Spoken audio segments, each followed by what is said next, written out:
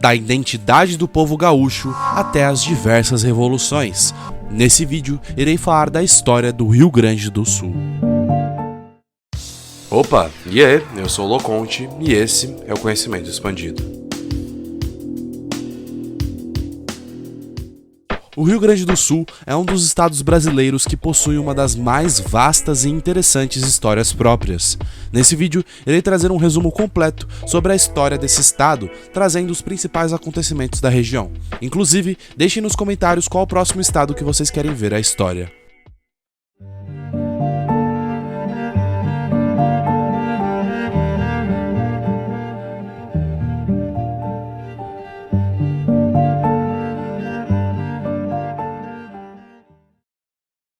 Quando os portugueses chegaram no Brasil, a região que hoje forma o Rio Grande do Sul era habitada pelos índios minuanos, charruás e caguaras, que já viviam lá desde o ano 12.000 a.C. Eram bons ceramistas e na caça usavam boleadeiras, até hoje um dos instrumentos do peão gaúcho. Essas tribos viveram muito tempo sem contato com os colonizadores europeus. As disputas entre Portugal e Espanha sobre os limites de suas possessões na América fizeram com que a região só fosse ocupada no século XVII. Os padres jesuítas espanhóis foram os primeiros a se estabelecerem no local. Desde 1626, os jesuítas estabeleceram aldeamentos muito organizados, reunindo grande população indígena, fundadas na região noroeste, próximo ao rio Uruguai e penetrando até quase Porto Alegre. 7 delas ficariam sendo conhecidas como os 7 povos das missões, que deixaram um extraordinário legado escultórico e arquitetônico. Em 1736, uma expedição chegou à Lagoa dos Patos, que foi confundida com o Rio Grande, dando origem ao povoamento da vila de Rio Grande, que viria a dar o nome ao estado posteriormente. O local era um ponto estratégico para a defesa do território, estando a meio caminho entre Laguna e a colônia do Sacramento. Desde o começo da colonização do Brasil, as terras da região sul não despertaram muito interesse dos colonizadores portugueses devido à ausência de metais preciosos e ao seu clima mais frio, visto que as geadas dificultavam o cultivo de cana-de-açúcar. Por isso, o Rio Grande do Sul não recebeu tantos escravos quanto outras regiões brasileiras. A partir de 1740, foi iniciado um projeto de colonização de povoamento no sul do Brasil. Assim, recorreu-se à imigração da Ilha da Madeira e dos Açores. Os primeiros casais fundaram o Porto dos Casais, mais tarde Porto Alegre. As famílias produziam sem precisar de escravos, semelhante à colonização de povoamento de partes da América do Norte. Foi durante essa época que surgiu a figura do gaúcho, que tinha os ideais da insubmissão e liberdade. Eles eram formados por homens sem lei, como contrabandistas, caçadores de couros, aventureiros, escravos, índios evadidos das missões e bandidos foragidos, que percorriam em predação os campos de gado livre. Os gaúchos viviam em bandos por conta própria, comendo carne e bebendo mate e aguardente, com vestimentas simples e adaptadas à vida constante sobre um cavalo, enfrentando dias de intenso frio no inverno. Inclusive, os gaúchos são comparados aos cowboys do Velho Oeste, tema que tem vídeo próprio no canal. Eu gostaria de pedir, por favor, caso você goste do conteúdo de geopolítica, história e economia, para deixar um like e se inscrever no canal, pois isso ajuda demais. Também tenho um novo sistema de membros agora, caso alguém queira ajudar financeiramente o desenvolvimento do canal.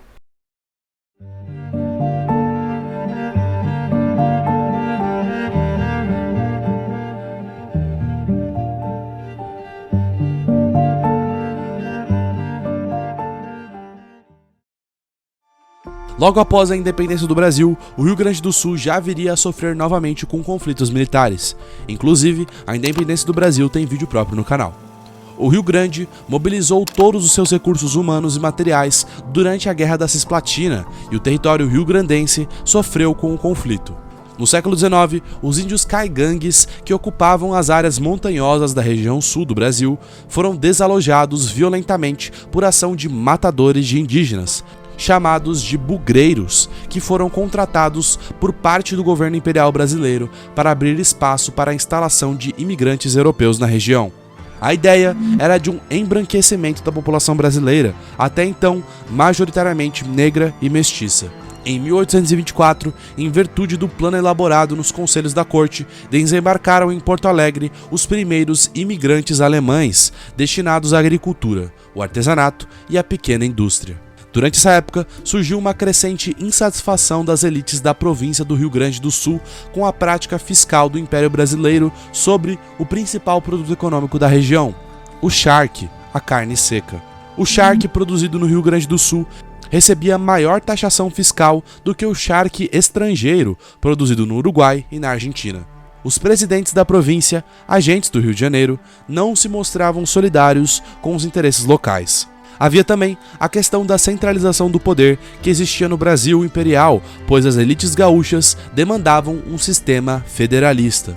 A soma desses fatores contribuiu para que os farrapos se rebelassem contra o Império em 20 de setembro de 1835. A Revolução Farroupilha foi um dos mais dramáticos e sangrentos episódios da história gaúcha, que durou 10 anos e no qual morreram de 3 a 5 mil pessoas. Liderada pelo primeiro presidente gaúcho, Bento Gonçalves, ela durou 10 anos, a chamada Década Heróica da história do Rio Grande do Sul. Em 1845, foi assinada a paz durante o governo de Dom Pedro II. Com o Tratado de Poncho Verde, os farrapos reconheceram a sua derrota e finalizaram a revolta, em troca de garantias dadas pelo governo imperial.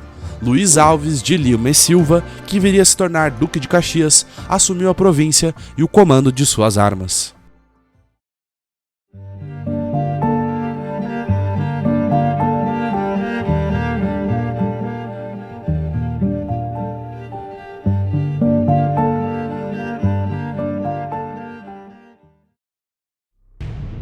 Com a proclamação da República, emergiu no Rio Grande do Sul o político autoritário Júlio de Castilhos, que defendia um governo federal forte, com o poder centralizado, o castilismo.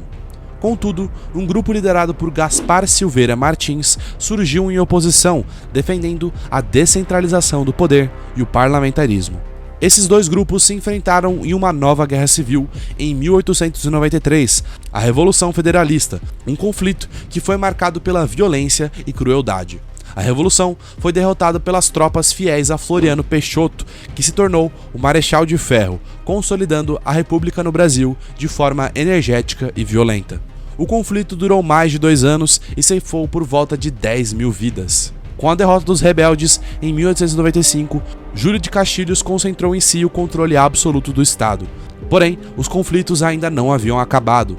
Completando o centenário em 2023, ocorreu a última das 3 grandes guerras civis do Estado, a Revolução de 1923, chamada de A Libertadora. A revolta procurava acabar com o continuismo de Borges de Medeiros, sucessor de Castilho.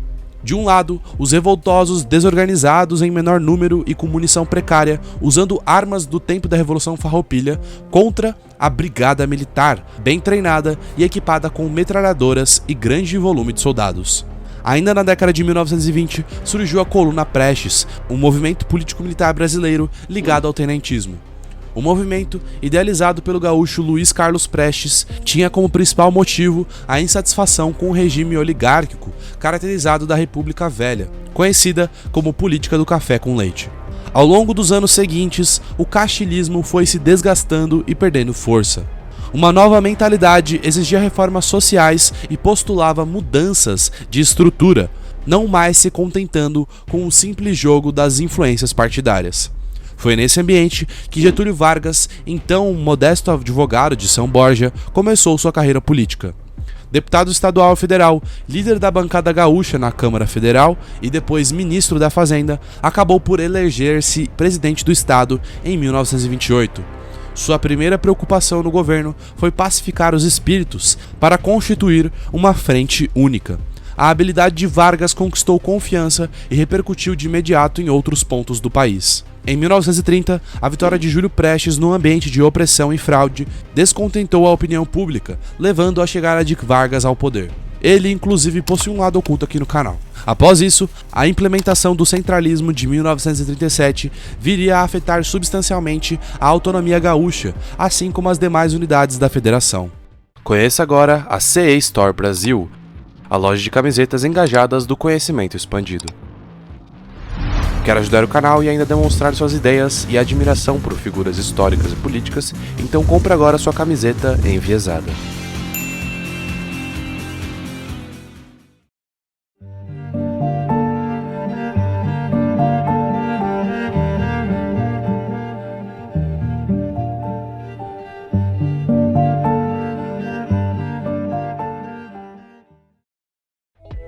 No contexto dos anos 1930 e 40, alguns descendentes de imigrantes italianos e alemães passaram a ostentar suas preferências políticas em passeatas vestidos de trajes militares e carregando bandeiras com a suástica, enquanto os italianos se ufanavam de sua etnia e conquistas. O Sul apresentou diversos desses movimentos em seu território.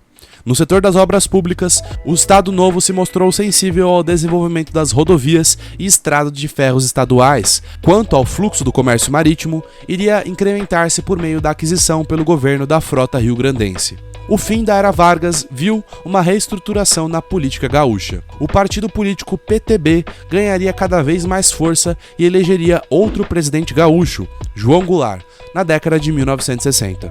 Outra figura importante da política do Rio Grande do Sul foi Leonel Brizola, que atuou como governador do estado e tem vídeo próprio no canal. O estado ainda desempenhou um importante papel na política nacional durante a ditadura militar. 3 gaúchos, escolhidos pelo Exército Brasileiro, assumiram a presidência da República: Arthur da Costa e Silva, Emílio Médici e Ernesto Geisel.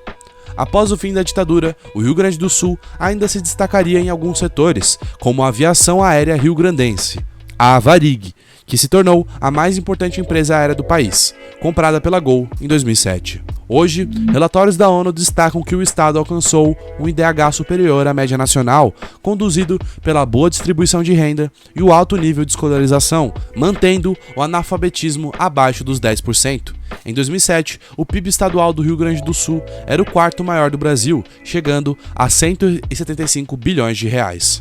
A expectativa de vida está na casa dos 70 anos e a população total ultrapassou os 10 milhões de habitantes, sendo que 80% dela vive em zona urbana. A boa posição geral do estado esconde, porém, disparidades regionais. Na região oeste, os índices de mortalidade infantil estão entre os mais altos do Brasil. As culturas tradicionais nas antigas colônias evidenciam uma séria disparidade diante da modernização generalizada.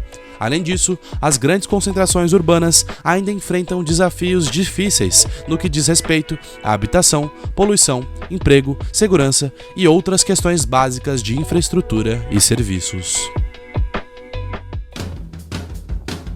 Bom pessoal, o vídeo foi esse. Qualquer dúvida ou crítica é só deixar nos comentários. Lembrando que a sua opinião é muito importante, assim tentarei responder o mais rápido possível. Se tiverem gostado do conteúdo, por favor deixe o like e se inscreva no canal. Mas é isso, valeu!